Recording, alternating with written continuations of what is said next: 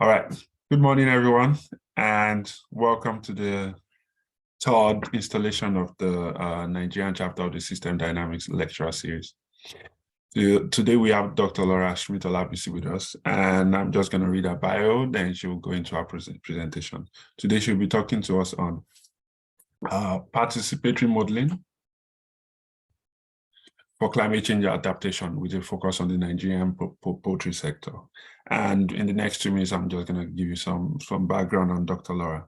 So Dr. Laura is a professor in the Department of Community Sustainability, Environmental Science and Policy Program at the Michigan State University. She is an ecologist and a participatory modeler working directly with communities on the ground, creating change in complex systems. Laura has published over 50 papers and co-edited books on the practice of participatory modeling and community engaged work on food systems and climate resilient agricultural practices. She holds a bachelor from Brown University and a doctorate degree from State University of New York, the College of Environmental Science and Forestry.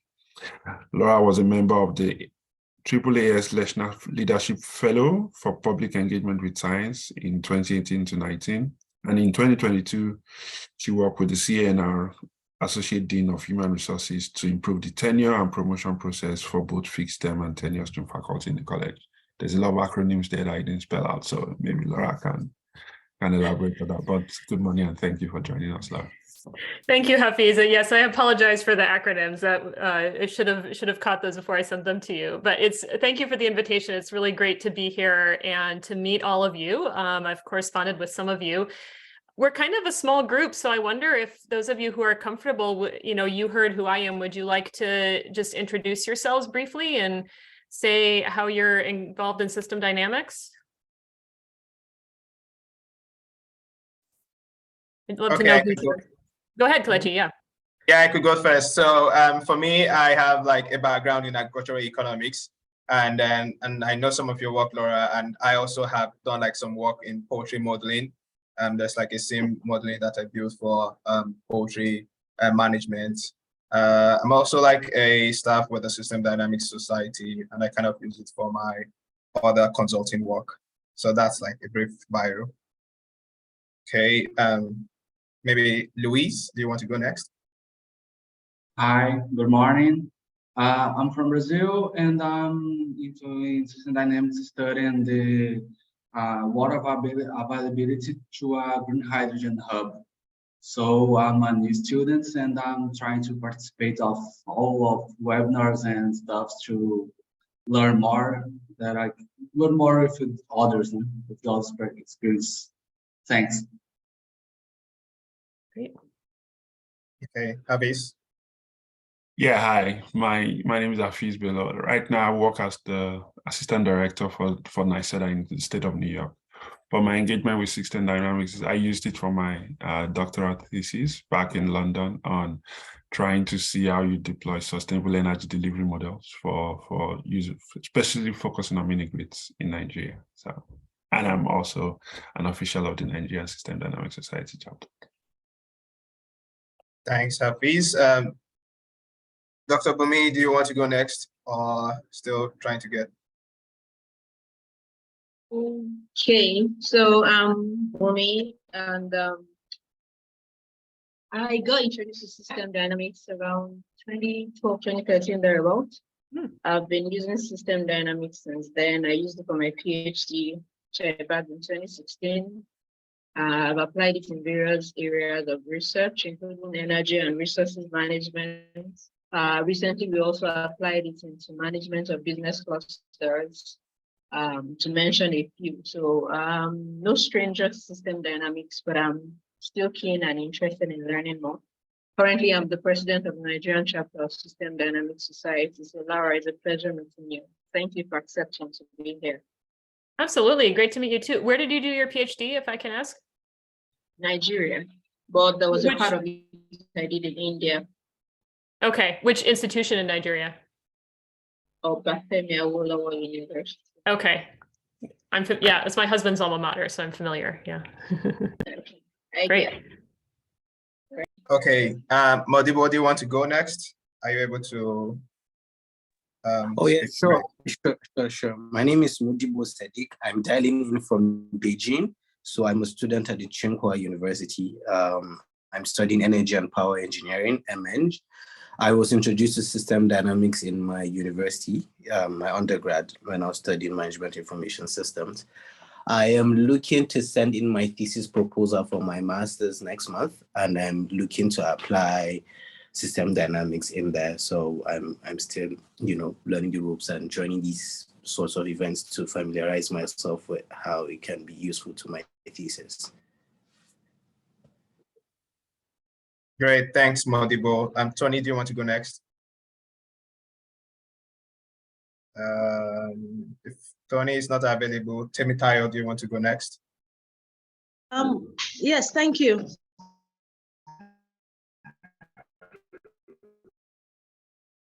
Okay, go on, Temitayo.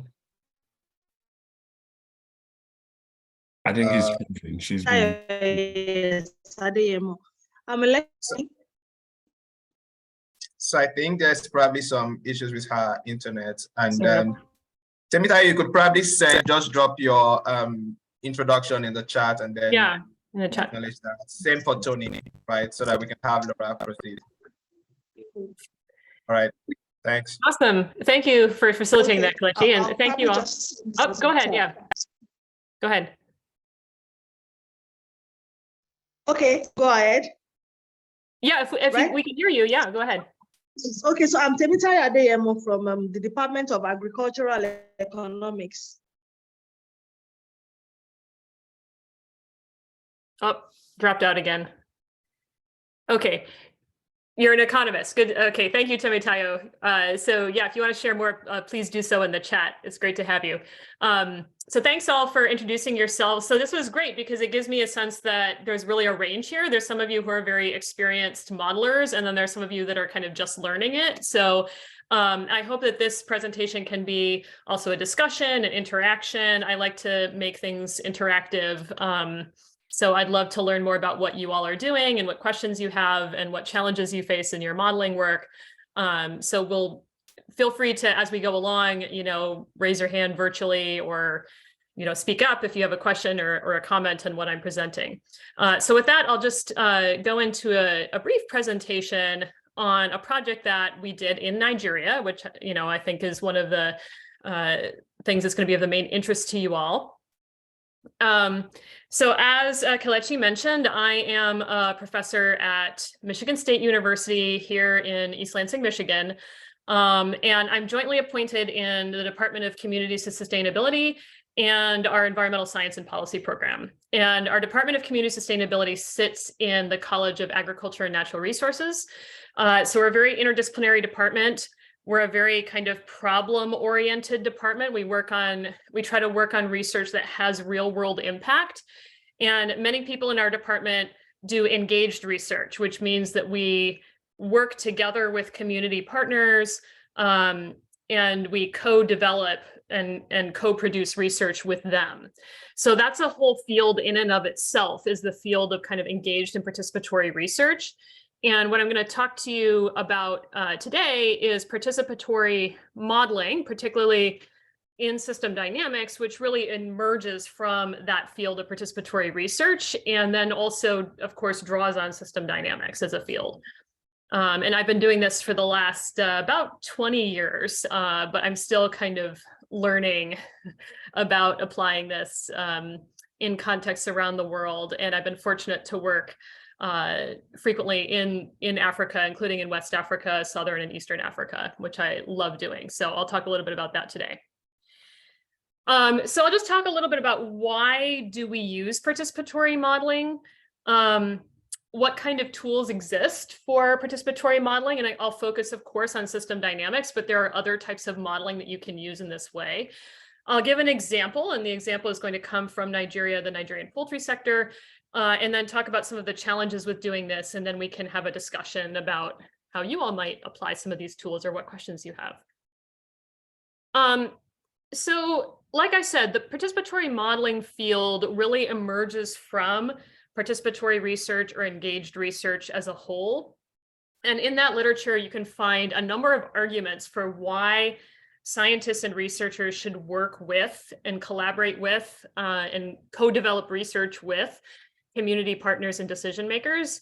And I would say that there are four main reasons why this is cited as a good idea. One is kind of a justice argument, right? So we know that scientific research informs policy and management decisions, and these decisions affect people's lives and livelihoods in the real world, right? So if that is the case, there's kind of a justice and equity argument that their perspectives and their concerns and their interests should be included in the consideration of that research, right? It shouldn't just be a scientist kind of coming from some, ivory tower somewhere, particularly somebody like me, right? Coming from a very different context in the United States, to a community in sub-Saharan Africa and saying, oh, well, I know what to do. And this is how this science should inform, decision-making. That has some really serious kind of justice and equity and ethical considerations, right? So including community voice in decision-making is an important part of participatory research. There's also a buy-in argument, right? So I have seen many times that scientific research, including research that is very well done, that is very well validated, that is scientifically, valid, gets handed over to decision makers, and the decision makers take a look at it and say, well, this is great, but it doesn't actually help us make a decision because it's not the question we were asking and it's not relevant to what we're trying to do here. And they just toss the report in the recycle bin, right? So doing research together with people who are going to be making decisions and management choices in the system helps really focus the research on things that are relevant, things that are important, and things that are going to be useful in decision making. And then if people are involved in that process, they trust it more, right? They believe the results of the research because they see how it was done and they see how their perspectives were integrated into it. There's also a very strong argument, and this comes particularly from sustainability science, that when we do research and when we do modeling with diverse perspectives, we come to more robust scientific conclusions. And in system dynamics, right, which is built on systems thinking, this should be very familiar to us, right? Because we know that complex systems have many components and many interactions, and one person may not have a perspective on the full way that that system is operating. So the more diverse perspectives you have, the better your grasp of what the system is doing and how it's operating.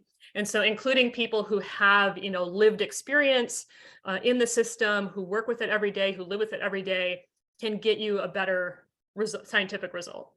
And then the final thing is that these processes are often processes of social learning, right? So when we do participatory modeling, we gather diverse stakeholders together, to kind of look at a problem and discuss it among themselves. And they learn a lot from that, and they learn a lot from each other. And that can be a venue for more relationship building and information exchange than has existed before. And I'll show you how that happened in the modeling work that we did in Nigeria. Just looking at the chat here. Okay. Thanks for introducing, folks. Okay. Moving on. So there's another way to kind of put this by a scholar that I really like called Marianne Vandenbelt, and she was one of the first to write a book on using participatory methods in system dynamics modeling. And she called it mediated modeling, which is kind of the same thing. It's another word for participatory modeling. And her argument was that, when you're dealing with complex systems and complex problems in the real world, particularly around environment or natural resources or agriculture, what you're trying to get to is, making a good decision in that context, right? And so with a kind of traditional modeling approach where you have these experts or these scientists go into a room and build a model, that might have a really good understanding of the system and how it works. But those recommendations may never get implemented because they lack any kind of support or understanding from the stakeholders. On the other hand, a typical approach to building consensus or coming to a decision might be some kind of like mediated discussion or facilitated discussion, right? And that might be very effective in getting people to, reach consensus or evaluate trade-offs, but then they don't really understand how the system works and how they can intervene in it. So participatory modeling or mediated modeling using system dynamics really combines those two. It combines the facilitated exercise with the technical modeling so that you can get both an understanding of how the system works, how you can intervene in it, and then also consensus on what you want to intervene or how you want to intervene. So I'm going to talk today about system dynamics in the context of participatory modeling, but it's good to know that there's a lot of different approaches that have been used in this way. And some of them are qualitative and some of them are quantitative. You can use participatory modeling, and this is just a short list. There's probably more that I don't even know about, but you can use participatory methods with scenario planning, fuzzy cognitive mapping, which is a kind of semi-quantitative tool. One of my colleagues here at MSU does that. Participatory GIS, participatory mapping, probably a lot of you have heard of that. I would say that's a kind of modeling. One of my PhD students did a really innovative role-playing game with farmers and pastoralists in Mali, where she developed like a board game, and she had them play the board game to understand their decision-making around how they deal with drought and climate interference. So if you want to read her work, Udita Sangha is her name. She just published it last year. It's really fascinating. And then we have, of course, system dynamics, Bayesian modeling, which is like probability modeling, social network analysis, agent-based modeling, process-based modeling. So you can do all of these things in a participatory way. So I tend to work with system dynamics tools, obviously, but like I said, some of my students and colleagues have done some others that I've also been involved with. Okay, so we're talking about system dynamics today. So you all know what system dynamics modeling is, but just as a refresher of kind of like the main characteristics of it, for those of you who are new to it, it's a quantitative simulation modeling technique, right? So it involves numbers and equations. It's built around a stock and flow structure, and it incorporates feedback. I would say those are the three kind of characteristics of it. Now, we can use participatory modeling techniques stopping at kind of the qualitative stage, and I actually often do that. I often do causal loop diagramming with groups of people, and depending on what the needs of the group are and how far we want to go with the model, sometimes causal loop diagramming is sufficient for what we want to accomplish. I'll talk a little bit more about that later in terms of like, when do you know that? But we don't always move on to a quantitative simulation model is my point. Sometimes we stop at the qualitative phase. So there's, lots of ways to characterize the modeling process.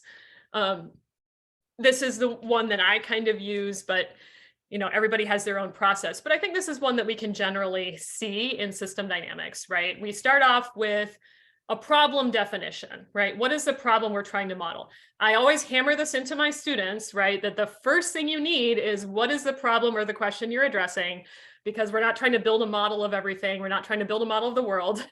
We're not modeling just for the heck of it. I mean, you can do that, but that's not, typically what you want to do in a research project. So you have to define the problem. You have to define the boundary, right? What spatial scale are we talking about? What temporal scale are we talking about? What is internal or endogenous to the model? What is external or exogenous? Like, we have to get a good sense of that, because that helps us know what variables to include. And then we develop the model structure. This is typically where, as system dynamicists, we would do a causal loop diagram, or we might do a stock and flow diagram. Like, what is the structure of the model? And of course, in system dynamics, getting the structure right is the most important thing, right? Because we know that structure generates behavior. So this is the stage, I would argue, at which it is critical to involve diverse stakeholder perspectives if that's something that you're interested in doing, because from the problem definition through the model structure stage is really that critical stage where you need different perspectives, especially if you're kind of coming from outside the system and may not understand all aspects of it.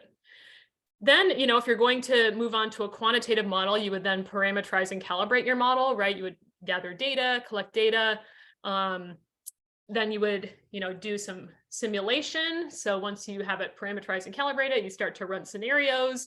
You then do validation and sensitivity analysis to kind of verify that your model is performing usefully, right? You might compare it with other types of information.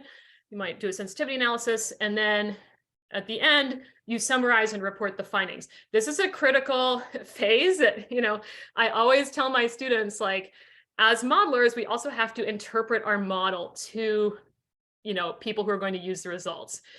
So I have to, coach and train my students, to not just kind of be like, here's a model, here's the graph, okay, we're done. No, you have to like tell me, what does this mean? How does this affect our decision making, right? What does this say about the system? What did we learn? How do we use these results? So that's a critical part of being a modeler, is interpreting those results for the people who are going to be using it in decision making. So I would say that in the participatory modeling world, it is, or in the modeling world generally, even outside of participatory modeling, it's fairly common, especially if you're working in environmental and natural resource systems, to involve stakeholders in at least these phases, like the problem definition, and then what type of scenarios you want to run. But I would say, like I mentioned before, I think for system dynamicists, if we want to work in ways that involve stakeholders, it's really critical to also involve them in the model structure phase. Okay, so this is from a paper that I co-wrote a few years ago, and I'm happy to provide the link. It's open access, I believe, for anyone who wants it. So we talk about in this paper about how the participatory modeling effort is not just about the model, right? In fact, that's only one small piece of it. It's really about the process, how are stakeholders involved in doing this? Like I said, there's a lot of benefits from including people in these discussions and talking about the problem in a systemic way. There's a lot of insights that can arrive just from that. It's about the purpose, like, why are you doing this? Because that really can point you to, who should be involved, what type of modeling tools you want to use, how long is this going to take, what are the outputs? That's a critical thing, like, how do we want to communicate the modeling results? Because for most stakeholders, right, they don't care about academic papers. I mean, it's great for us, that's what we need to get jobs and get promoted and all that. But most people don't read academic papers. They don't read journal articles. So how are we going to produce products that help people and inform decisions and are communicated well? And, in projects that I've done, those have ranged from, policy briefs to presentations to going on radio shows to podcasts to, I'll show you in a minute, like a pamphlet distributed to. So in Flint, we're testing out like an art project. So like I said, communicating in ways that are not the traditional academic outlet, right? So that's the products, and then the partnerships. So who is involved, and how do you decide who's involved? This is probably the number one thing that people ask me is, when you're doing a participatory project, how do you decide who to invite? Who are the stakeholders? How do you figure that out? And that is more of an art than a science, I would say. But what the approach I would typically recommend is to find a trusted broker within the community that you want to engage with. And so this would be a person that you're going to work closely with, who has some kind of social standing or credibility in the community, who knows the community. So examples, often these would be people like extension agents who have worked with the community for a long time. They know a lot of the people there. They're trusted. People know them. People trust them. If they invite people to something, they'll come.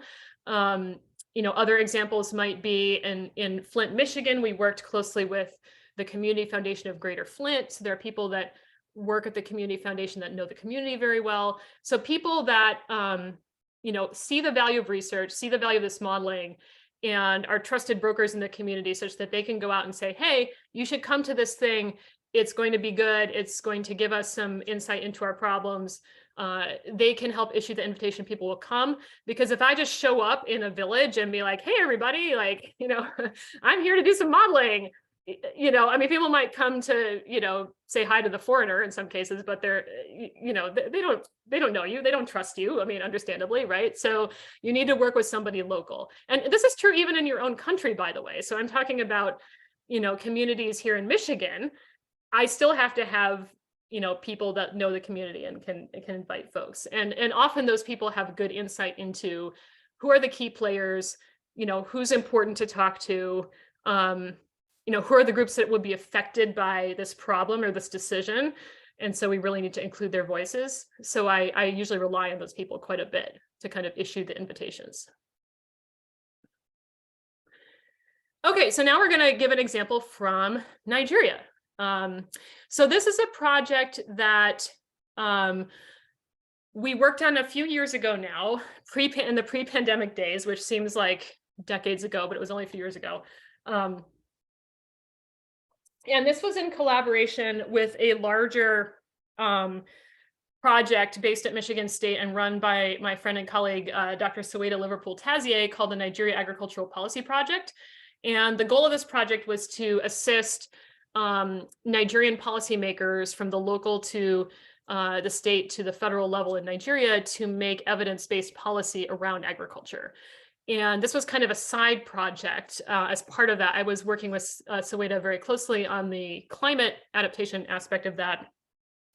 And this was a side project, particularly looking at the impacts of climate change on the poultry sector in Nigeria. So here's the main collaborators for this project. There's me on the left there. This is Dr. Liverpool-Tazier over here on the right, the director of NAP. This is our local collaborator here in the middle, the woman standing up, Dr. Buki Oshintade, who's now at Babcock University. And she has expertise in poultry research, but also a lot of connections with the poultry sector in particularly southern Nigeria, with the whole network there. And this was my former graduate student, Ghana Adebi, who's now a faculty member at Northern Michigan University. So he went from Nigeria to Northern Michigan, which is in the Upper Peninsula. So that is a cold and snowy place. So he made a big transition, but okay. So what we did is we decided to gather stakeholders from across the different aspects of the Nigerian poultry sector, and gather them in a room to do some modeling together. So we had a group that assembled in Abeokuta for like southern Nigeria, and then we had a group that assembled in Kaduna for some northern stakeholders. And then we brought them all together, or not every single one of them, but like groups from both of those places together in Lagos a year later to kind of do a final check on the modeling process. And what we did is so like I said, there were stakeholders from across the poultry sector. So there were poultry farmers, but then also feed millers, veterinarians, academics who work with poultry sector stakeholders, policymakers, mainly from the local and state levels. There were kind of like middlemen, like poultry purchasers, input sellers, like basically everybody who has something to do with the poultry sector was invited. And it was really interesting to see kind of their different perspectives on some of these issues. Actually, they sometimes had the same idea and sometimes had very divergent ideas. But what we did is we got them into groups, set them down at these tables like you see here, and we tried to have kind of diverse. Well, we started off with like people in the same kind of area, and then we later put them in diverse groups to kind of come up with ideas. And we asked them, what do you see as the main issues in the poultry sector now? And how do you see the poultry sector kind of changing into the future? So we had them actually draw like graphs over time of what poultry production in Nigeria is going to look like, how that might be affected by things like climate change and demographic change, et cetera. So basically, they helped us draw the structure of the model, the structure of the system dynamics model in these groups. And then we took their drawings, we went back and did the parameterization and calibration that I mentioned, where we put numbers into the model, and then we simulated it and brought it back to them. So this is what their causal loop diagramming looked like, right? So this is something I should mention for those of you who are experienced modelers. That when you're just starting off with modeling, the types of causal loop diagrams that you draw are going to be a little bit different. You're not going to be as familiar with concepts of endogeneity, right? So you're going to often have these diagrams that kind of look like a hub and spoke, where you have like one central concept and then everything is like coming in to cause it. So one of the things we had to kind of facilitate, and that I have to facilitate in all these processes, is encouraging people to think about feedback and think about, because like when you're not used to thinking in systems like SD modelers do, you often think of things as like a linear cause and effect, right? There's this problem, and then there's all these things that are causing it. But what we want to encourage people to do, because it's really the benefit of system dynamics, is to think about, well, is there a way that the problem itself is reinforcing itself, right? Is affecting some things that are affecting the problem, or perhaps is balancing itself, right? It's leading to some things that can balance out this problem. And that's like building in the feedback over time, because those are going to be the critical things in the model that are going to really drive the behavior often. So we have to kind of encourage people to think about those things. So like I said, we took that model, we took this, made it into this. And the way we did that is to choose the stock for the model, typically we talk to the stakeholders about like, what is the key variable that we want to track over time? What is the thing we really want to see how it changes? So that's going to be your central stock.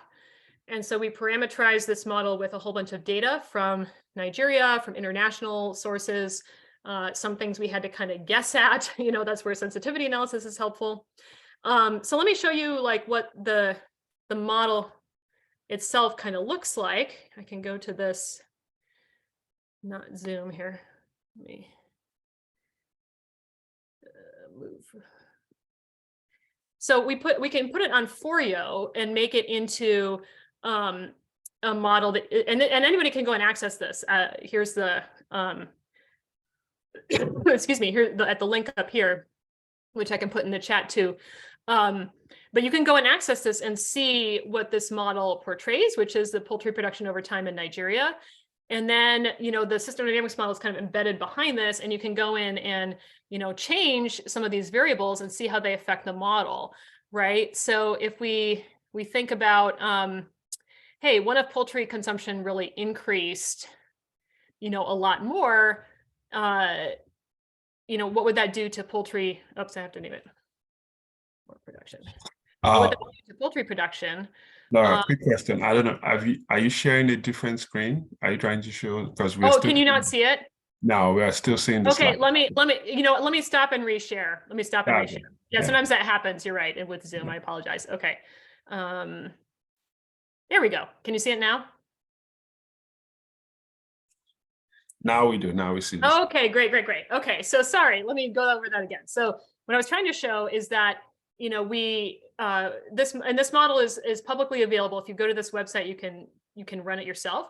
And so behind this is a system dynamics model that we built, and you can, you know, go into the decisions tab here and change these variables in the model and see how, you know, for example, increasing rates of poultry consumption, say people are eating more poultry, right, over time, is going to lead to different production rates and different outcomes, right? So you can kind of go in and simulate that, right? And you can take a look at how it affects the model. So this was the model that we came up with. And particularly looking at, let me share again and go back to the PowerPoint. So particularly looking at climate change and the impacts of climate change, we had, you know, the main ways that our stakeholders informed us that climate change affects the poultry sector is through heat deaths, right? And so we were able to simulate, you know, increased influences of like heat deaths, you know, with high temperatures, you know, poultry can die off, and then also disease outbreaks, because we know that diseases in poultry, as in humans, are influenced by temperature gradients. And so what would that look like to have increasing, you know, kind of poultry deaths impacting the sector over the next 50 years or so? So we looked at different scenarios of that. However, here's the kind of takeaway from this project that I will say. The model was interesting. People liked playing with it. They liked running scenarios. But at the end of the day, the thing that was most influential that came out of this was not the model. And this is what I mean when I say that, like, in all of these processes, the model is not the only or most important thing. The coolest thing that came out of it was that this group of poultry sector stakeholders, and I know some of you speak Igbo, so you can probably like see if this is correct or not. We had Igbo speakers go through it, but if there's any typos, let me know. But we had the poultry sector stakeholders decide on their own to create a WhatsApp group to issue a bulletin for poultry producers in these different regions, you know, kind of informing them about how they can prepare for climate change by implementing various techniques to reduce heat deaths and stuff like this. And they translated it, we had it translated into Yoruba, Igbo, and Hausa. And who knows, maybe it's been translated into other languages since then.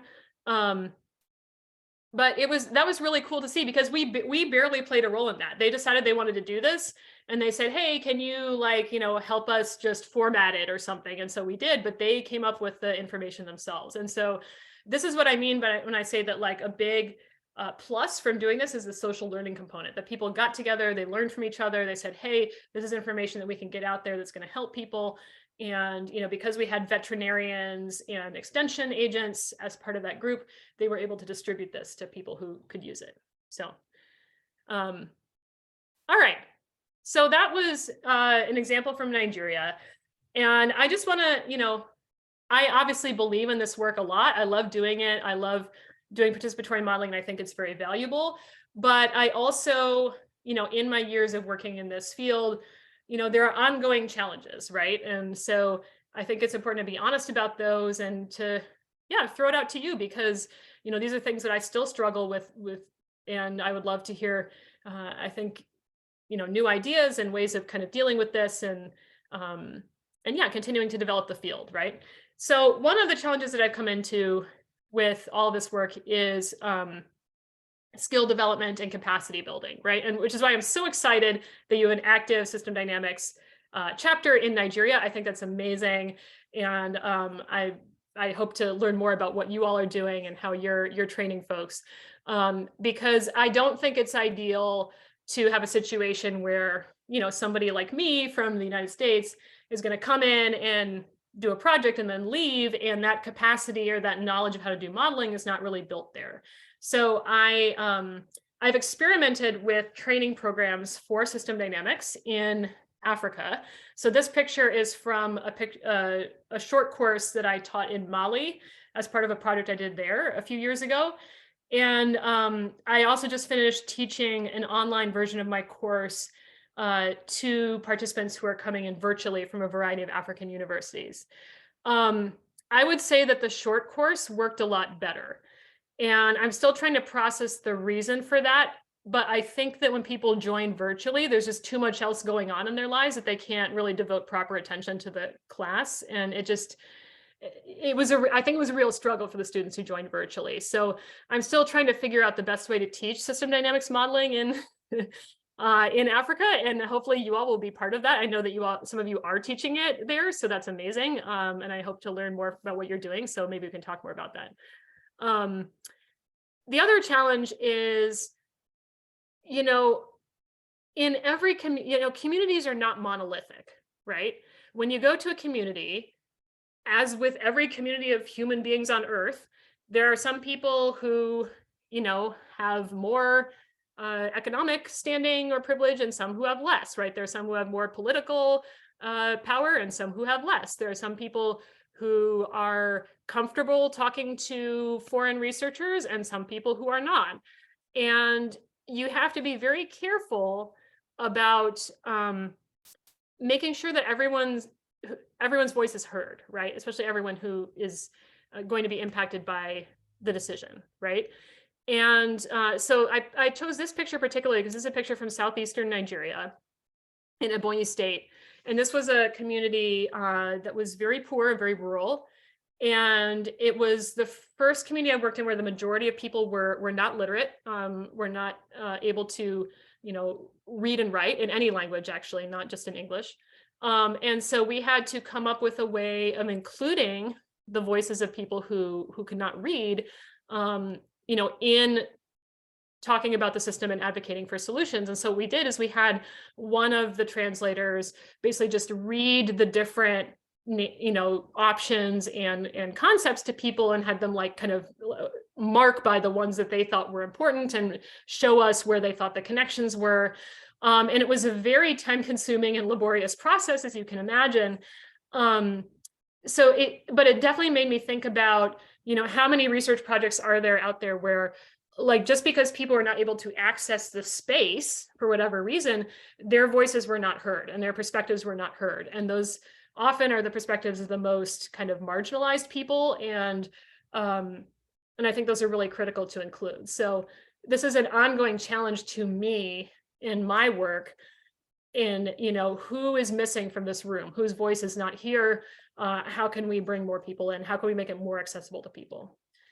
And then, you know, this is a particular challenge in West Africa, which is one of the most linguistically diverse places on the planet, right? I mean, you all know that you could be working in one village and you go literally 10 miles down the road and people are speaking completely different language and you're struggling to communicate, you know, and in Nigeria, a lot of people speak English, but not everybody does, right? And we had this issue in the community I just mentioned in southeastern Nigeria. We thought they spoke Igbo. We had an Igbo translator. We got there and he was like, no, I don't understand anything these people are saying. So we had to like scramble to find, you know, somebody who spoke the local language, which was completely different from Igbo. Unfortunately, there happened to be like a Bible translator in town who was like, yeah, I'll help you guys. So, but this is an example, and that's an example of like actual linguistic translation, but there's also so many things culturally, right, that are just hard to communicate. And, you know, even if you're used to kind of navigating between cultures, you can miss things, right? And you can misinterpret things and you can lose things. And, you know, that's what makes this work so interesting, but it's also what makes it so challenging. And I definitely have had experiences where I've made assumptions or made conclusions that people later corrected me. I was like, no, that's not at all the case. You know, you didn't understand that correctly. And so kind of checking your assumptions and what your conclusions over and over is really important. And the value of a good translator is like worth their weight in gold, I will say. And that's really, you know, if you can work with somebody from the local community who can do that, it's fantastic. So, okay, I think that's it. And so with that, I will stop my screen share and I would love to have questions or discussion in the like 15 minutes or so we have remaining. So thanks all for hanging in there. Yeah. Thanks, Laura, for that great presentation. I do have lots of questions and comments, but I noticed Louise was taking notes, notice you were taking notes. So I'll allow you to have the first go at asking your questions if you have questions. Yeah, thanks for your presentations. It was really good. I took a lot of sites to my work and I learned a lot. I want to ask about the process of causal loop to draw and the causal loop diagram and the stock and flow diagrams. If you you can talk more about it. I don't know, some advices or key points, some stuff like this. Sure. Yeah. So I will say that this is one of those cases where everybody kind of does it their own way. And I don't think there's one right way to do it. And it kind of does depend on your audience, right? So one obvious example is, are you in person or are you virtual, right? I've done this virtually. You can do it virtually. You can basically throw up a screen share of Stella and just draw the diagram. You know, people can, or you can make it a shared whiteboard, you know, with something like Miro or any tool like that, and people can put their own stuff on it. I really like to do this in person and have people draw their own. And so we typically, you know, so we start off with the problem, right? What's the central problem or question? Because we always have to focus it around that. So the first thing is we have to come to some consensus about what that is. So you might be coming into the process with a problem, or you might have to have some group discussion about it. You know, what do we want to diagram? But once you have that, that's the central question. And then, you know, that gives you a sense of what your central concept is, right? You know, so if, for example, the central question is, how is climate change affecting the poultry sector in Nigeria? Then, you know, the central variable would be something like poultry production, as it was here. And so then you start, you encourage people to start putting on, you know, I like to use Post-it notes, and then you can draw arrows, you know, Post-it notes of like, what are the things that are affecting this? What are the things that are being affected by it? And you go from there. It really helps to have enough facilitators in the room to work with each small group, but that's not completely necessary. You can also kind of circulate.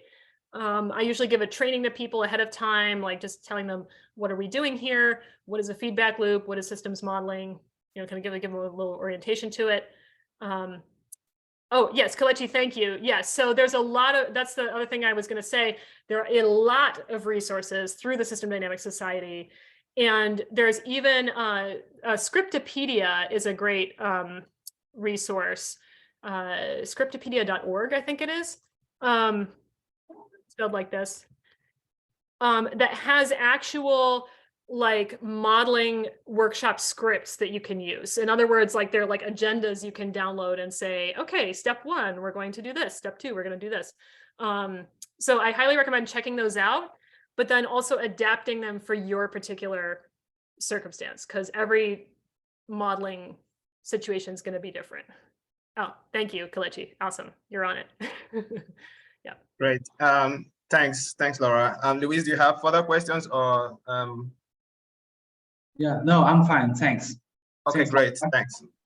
Yeah, are there other questions for Laura or maybe comments? I saw Tony had a question, right? In the, or was it a comment in the chat? If we give him a chance to elaborate. Okay. Yeah, I think he said, yeah, Tony, you may want to unmute if you have like, so he just dropped a comment that he was going to make use of his phone, and then that he's a PhD student in Malaysia trying to use participatory modeling with rural agriculture communities. So cool. Not really a question. Yeah. Yeah, but I do have like lots of comments, Laura, because for instance, like first of all, like the connection that you have with Sawida, and during when I was having my master's program in the University of Ibadan and doing like agricultural economics, trying to model beef consumption.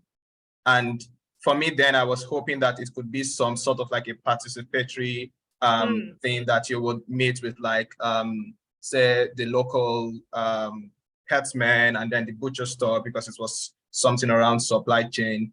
And then I also got to understand that like when you talked about the issue of like the translation, right? So I think like for me, the concern there was that like there are lots of people who do not think in systems, and that makes it very difficult for you to try to facilitate like a group model building session.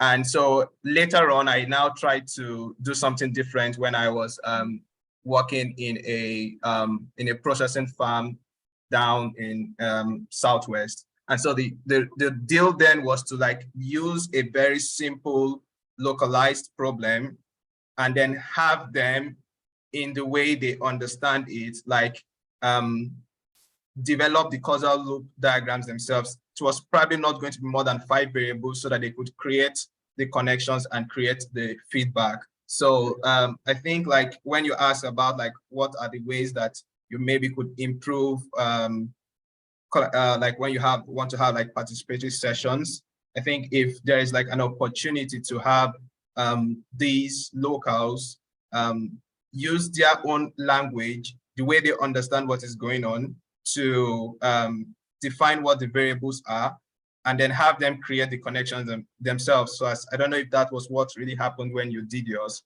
but I found that to be very, very effective. Just keep the number of variables very simple and to like a small amount of number, and then have them map it out themselves. Yeah, I totally agree. So you said a couple of things in there, and I think it's a really great example of adapting these techniques to the problem at hand and the context at hand. And, you know, keeping a small number of variables. You know, I think that's a matter of judgment. There's some people who do that and some people prefer not to. Again, I am not a person who thinks that there's one right way to do this. I think you have to make that judgment based on the context of the problem and the people you're working with. And I think, you know, like you were saying, there's some really good reasons for you to do it that way. But your second point about in the local language, I totally agree. If there's any way that you can do this in the majority language of what people are speaking, then that's absolutely what you should do. I think that in my experience, that's what works best. The challenge is when you have people speaking multiple different languages together in the same room, right? And so like in our Kaduna workshop, for example, so in our Abiyakuta workshop, pretty much everybody spoke English fluently. In our Kaduna workshop, we definitely had a number of small scale poultry producers who only spoke Hausa. And so what we did is we had translators sit beside them to help them kind of interact and translate in real time. But that's a very challenging job and it's very tiring, and you have to really get good people to do that in order for people to, you know, participate optimally. So yeah, but I totally agree. Do it in the majority language of the people you're working with. Yeah. Yeah. Okay. Hafiz has a question, and then we'll go to Modibo. Yeah, so I'll go quickly. So I have three questions. The last one is more of a comment. And I think you addressed the first one in terms of the problem around elite capture, right? Like when you're getting this, who the people are representing, what the problems are, how do you make sure you're hearing everyone? So do you have because I ran into the same thing during my research. So do you have a method within this where you can show some sensitivity that even though you deploy this method to make sure everybody's captured? Because what I find is when I was trying to see, can we link energy delivery with productivity and how people meet their needs? Sometimes there's like a pre-meeting before our, group sessions where people say, this is what you have to say. So even if we do talk to everybody, there's already been some pre-agreements of what can be said. So do you have any insights on how you can sensitize for that kind of elite capture in the feedback process? Yeah, it's a great question. And of course, this can manifest in any number of ways. Like, so for example, I've been in some communities in Africa, and Nigeria is not this way, which I appreciate, but in some communities where women will not contradict or speak in front of men, for example. This happened in coastal Kenya. And it was really funny because we had like a brief large group discussion, and then we broke into small groups, which is one of the things I was going to say as a solution. But we had a brief large group discussion, and only the men spoke. The men were all sitting in front. Only the men were speaking. But sometimes when the men would say things, the women will all turn to each other like furiously, whisper, like, and I was like, okay, clearly they don't agree with what this guy is saying, but they're not going to like raise their hand and say it. Okay? So what we did is we then separated them and had the women do their own diagramming exercise and come up with their own ideas. And then we had them present first, so that their ideas, they didn't shape their ideas to kind of accommodate what they'd already seen. And so that's one thing that I will say is that sometimes if the power dynamics are just too strong, and this happens, there's all kinds of power dynamics, right? Sometimes in some cultures, people will never contradict an elder person, right? In some cultures, people will never contradict someone who's more powerful or like has a certain position, right? And so sometimes what you do then is you have those people speak last. That's one facilitation, if you can get them to not talk, sometimes you that's one facilitation technique you can do. Go around and have them share last. But then again, sometimes you might have to just talk to some people separately because they're just not going to be comfortable sharing in a context where they're considered kind of at a lower status. So those are two things I would say. Thank you. And just two last point on the presentation itself. I saw 2040 had kind of this unique coincidence with both the death from disease and death from like extreme heat in the presentation you shared. Was there a particular insight on that and why 2040 specifically? And I think the last one will be a general one. So on your point on skills development is when do you run these sessions, both online and offline? What are the opportunities? If there's a way we can tap in, society members can also tap into that. Yeah. Great question. So in that particular case, so this model generates random heat events based on a random generator, but it's tied to a seed, for those of you who know system dynamics modeling. So it basically is it's generating the same pattern, for each run, so you can kind of compare them. So it was just that in that year 2040, the model happened to generate a strong heat event, which led to high disease and high death rates. So that's what you're seeing. In terms of teaching system dynamics. So like I said, I taught it virtually as I teach system dynamics modeling at MSU every spring. I taught it this spring and I added a virtual option for folks coming in from Africa. Like I said, that didn't work very well. And to be frank, and I think the reason it didn't work is that people were adding it on top of like all of the other things in their lives, and they just didn't have the time to devote to the course. So I think if I offer it again, which I would like to, I'd like to make sure that it's at a time when people can really kind of focus and dedicate time to learning the skills, because it is very challenging to do. And you really have to commit that time. So, but I'm open to suggestions. Yeah. If you all have suggestions about the best way to teach this stuff. We'll follow up with you on that. Thank you very much. Yeah, absolutely. Thanks. Modibo, do you want to go with your question? Oh, yes, sure. Thank you, Laura, for the wonderful presentation. You did mention you had a PhD student who published a paper recently regarding, I think, farmers and herdsmen. Can you please put the link on the comment box, please? Yes, let me, I'm looking for it right now. Okay, so I think one of the challenges with teaching system dynamics, I think even at university level, because it's taught in my undergrad school in AUN, back home in Yola, is that my professor has complained severally that we have a poor background of mathematics. We do not understand simple things like percentages, ratios, relationships, and you need these kind of things to understand what exactly is happening with system dynamics. And in my school in particular, the system dynamics program is placed in the School of Information Technology and Computing, which makes it quite technical in some sense. I think it's best suited in a business and managerial school. So that also is a challenge. Even teaching it academically is quite challenging in our school. We have a variety of problems. I mean, I did enjoy it, but I did not learn much. I have to just go out and try to practice. I think it's one of those things you practice like a bicycle. What else? Okay, yes. So I would want to contact Hafiz after this, please, so you could help me, because I think you're more directed towards energy and you could possibly help me in my thesis. So yeah, that's that. Thank you. Those are really good points. And yeah, I think you may be correct that for some of the students, there was a bit of an under preparation in terms of some of the background skills needed, like you said, math and almost like thinking through the logical structure of a model too is like, and so, yeah, maybe there's some kind of background work that folks could do or to prepare for taking a class like that. That's a good thought. Thank you. Yeah. Thanks, Laura. Tony, do you want to go with your question?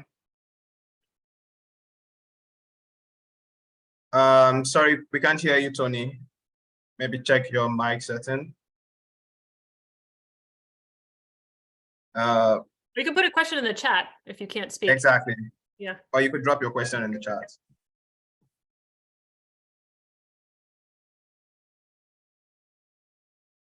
Yeah, Tony, while you drop your question in the chat, I don't know if there's any other questions or comments for Laura. And is there a link? Like, can you please share the link to the Fourier model you shared? Yes, I will do that. Okay. Thanks. I think Temitaya also has a question. She can. Okay. University of, yes, can I go ahead? Please go on. Yes, thank you. So thank you, Laura, for this discussion. So I got an appreciation of system dynamics in 2022 before I joined the faculty.